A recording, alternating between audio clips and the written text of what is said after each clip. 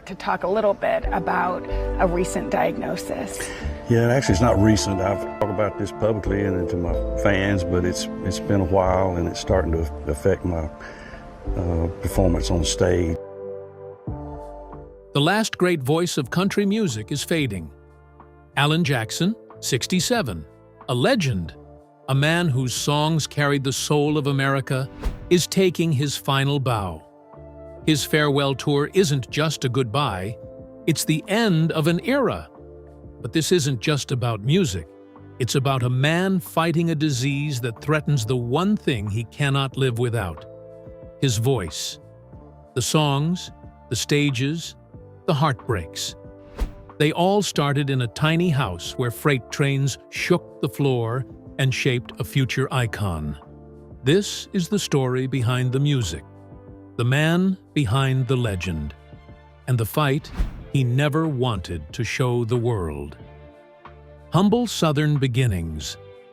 The house sat so close to the railroad tracks in Newnan, Georgia, that young Alan Jackson could feel the vibration of the freight trains moving through the floorboards before the sound reached his ears.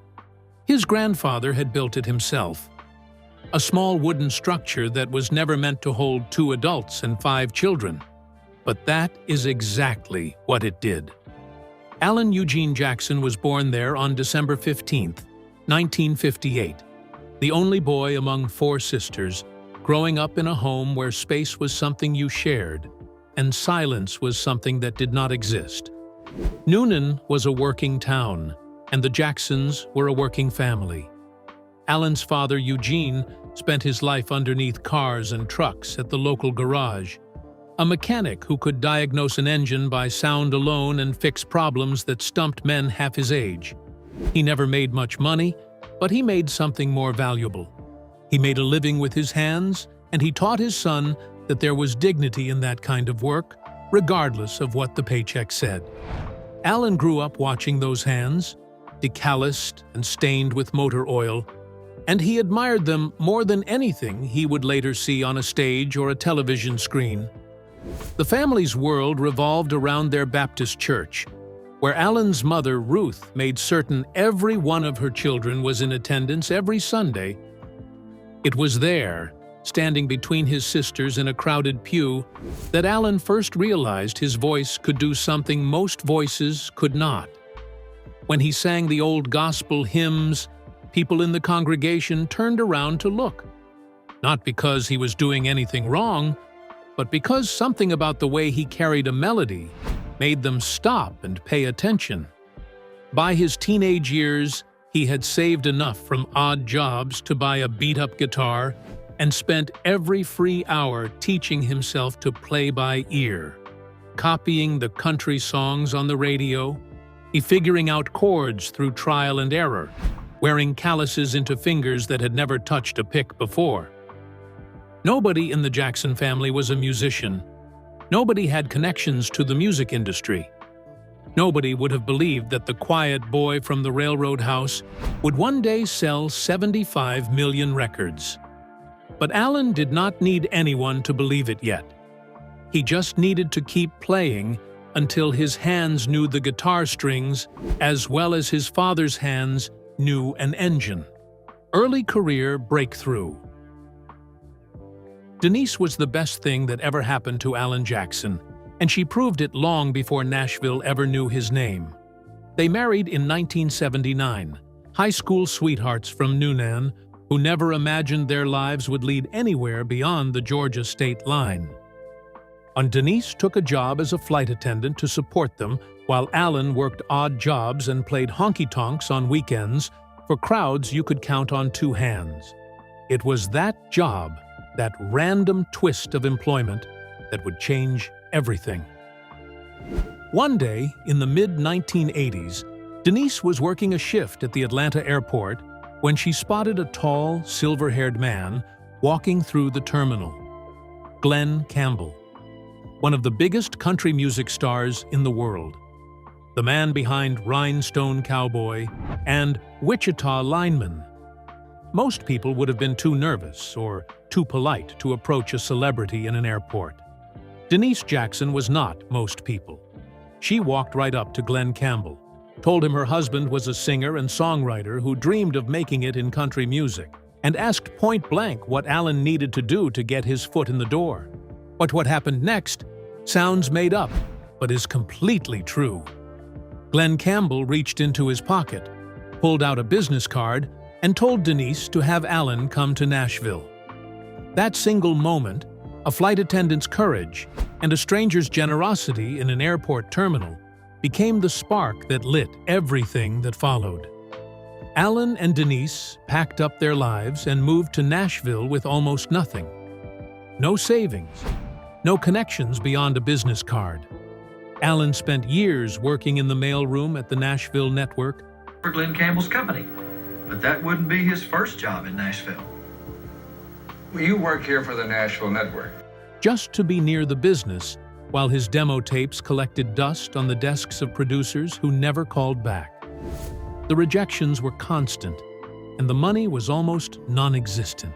But Alan kept writing, and Denise kept believing with a conviction that never wavered. Eventually, Arista Nashville took a chance on the kid from Georgia. His debut album, Here in the Real World, climbed the charts like it had been waiting its whole life for someone to let it out. Alan later said it himself. He came to Nashville with nothing. Gary was talking about 3 chords and the truth. His was more like 3 chords and a prayer. Personal and professional.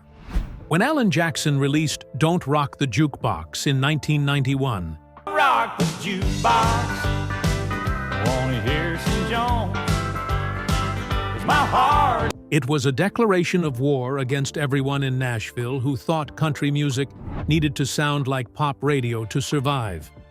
The title was a direct message to the executives pushing artists to drop the steel guitars and fiddles in favor of synthesizers and drum machines. Alan was drawing a line in the sand. What followed was one of the most dominant decades any country artist has ever had. True Chattahoochee became a song every person in America seemed to know. Drive was a tribute to his father so honest and specific that it somehow became universal. Gone Country was wry commentary, sharp enough to cut, but delivered with enough humor that you almost missed the blade. 35 #1 singles. Over 75 million records sold. 2 Grammys, 16 CMA Awards, 17 ACM Awards. 9th Annual Academy of Country Music Award. But the numbers were never what made him different. What separated Alan Jackson from every other hitmaker of his era was the fact that he never once tried to be anything other than what he was. While other artists hired image consultants and chased trends, Alan wore his jeans and cowboy hat and sang about the things that mattered to people who actually lived the life country music was supposed to be about. His fans did not just like his music, they trusted him. In an industry full of pretenders, he was exactly who he appeared to be.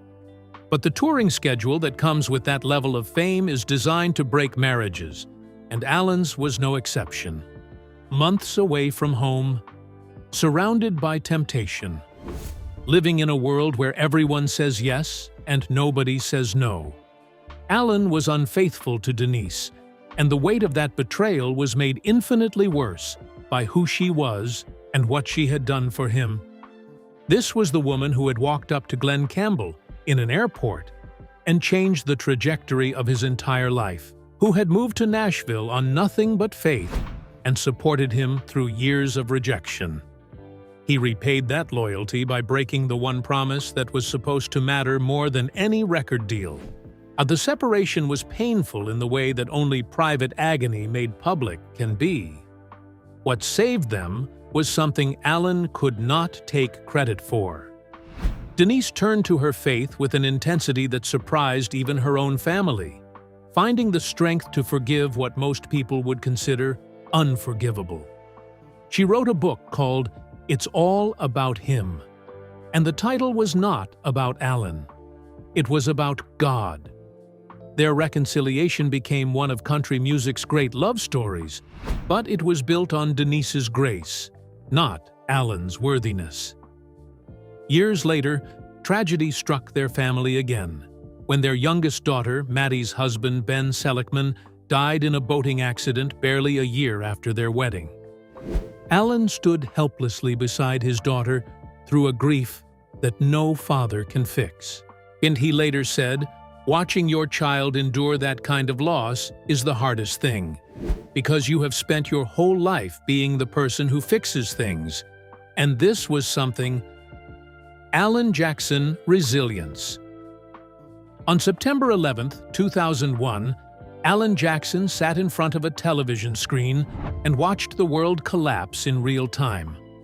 But while most people were paralyzed by horror, something different happened inside him. The songwriter in him, the part of his brain that had always processed the world through melody and lyrics, began reaching for words that could make sense of the senseless. By the end of that terrible day, he had written most of "Where Were You When the World Stopped Turning?" The song did not pretend to have answers or political opinions, and it simply asked the question every American was asking themselves and let the rawness carry the weight. Weeks later, Alan performed it live at the CMA Awards without any advance promotion. Just a man with a guitar walking onto a stage, singing a song nobody had heard. By the second verse, people were crying. By the final note, the entire auditorium was in tears. It won CMA Song of the Year and became an American anthem born from grief, proof that a single voice with a guitar could still move a nation. That instinct to channel suffering into something meaningful showed itself again in 2010, when catastrophic floods devastated Nashville. Alan donated significant money and personally helped rebuild the city that had given him everything. But while Alan was giving Nashville the best of himself, Nashville was quietly leaving him behind. Radio programmers began shifting playlists toward artists blending country. The steel guitars got quieter. The fiddles disappeared. Stories about real people gave way to party anthems about trucks, tailgates, and cold beer that blurred into one endless summer with no connection to what country music had always been.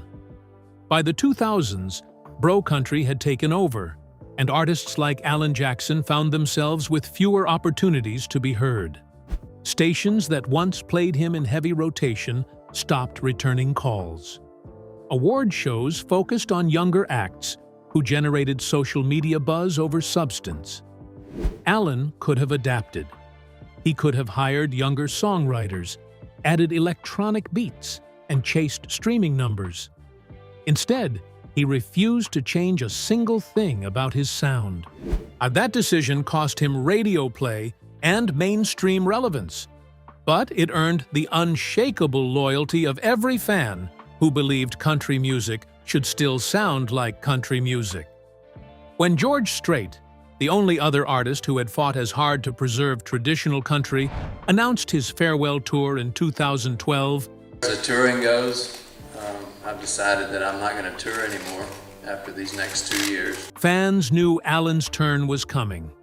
The two men who had recorded Murder on Music Row as a warning about Nashville abandoning its roots were both stepping back from an industry that no longer wanted what they represented. The frustration was never just about music. It was about identity. When those fans listened to Alan Jackson, they heard their own lives reflected back. When they turned on country radio and heard songs about getting drunk on a beach, they felt erased. Like the genre they had supported their entire lives had decided they were no longer worth talking to. Alan Jackson, farewell. Long before his own diagnosis, Alan had watched Charcot-Marie tooth disease destroy his father from the inside out. Eugene Jackson, the mechanic who had spent his entire life working with his hands underneath the hoods of cars and trucks in Newnan, Georgia, began losing strength and feeling in his fingers and feet in a decline so gradual that the family did not fully understand what was happening until it had already taken too much. The hands that had rebuilt engines by touch alone the hands that had taught a young Alan that a man's dignity came from his willingness to work, regardless of what the paycheck looked like, began to shake. Then they weakened. Then they lost the ability to grip the tools that had defined not just Eugene's career, but his entire identity as a father, a provider, and a man who believed that honest labor was the highest form of self-respect. Alan watched all of it. He watched his father go from a man who could diagnose an engine by sound alone to a man who struggled to hold a wrench steady enough to turn a bolt. And he carried the weight of knowing that this disease was not random. It was genetic. Charcot-Marie-Tooth disease is a neurological condition that attacks the peripheral nerves, the ones responsible for controlling movement and sensation in the hands and feet. It does not kill quickly. It does not announce itself with a single catastrophic event. It takes slowly, steadily, piece by piece, stealing mobility and sensation over years and decades, while the person living inside that body watches the erosion happen in real time with no ability to stop it. There is no cure. There is no medication that can halt the progression once it begins. There is only management, adaptation, and the slow acceptance that the body you have always relied upon is becoming something you can no longer fully trust. Alan knew from the moment his father was diagnosed that there was a mathematical chance he carried the same genetic sentence in his own blood. His oldest sister, 10 years his senior, had developed the condition and was already struggling with mobility. His grandmother on his father's side had shown signs that the family only recognized in hindsight after the diagnosis gave them a name for what they had been watching for years. And the disease ran through the Jackson bloodline like a thread woven so deep into their DNA that it could not be removed, only inherited or, if fortune was kind, skipped entirely. It did not skip him. When Alan revealed his diagnosis publicly in 2021, Talk about this publicly and to my fans, but it's been a while and it's starting to affect my performance on stage a little. he did it with the same quiet honesty that had defined everything else in his career. No press conference designed for maximum sympathy. No emotional social media post crafted by a publicist. Just the truth, delivered plainly in a conversation. Because that was the only way Alan Jackson had ever known how to communicate anything that mattered. He acknowledged that the disease was affecting his balance, making it harder to move on stage with the natural ease that had once been invisible because it had never required thought. He said performing had become a source of self-consciousness rather than joy, because he could feel himself stumbling in ways that audiences could see.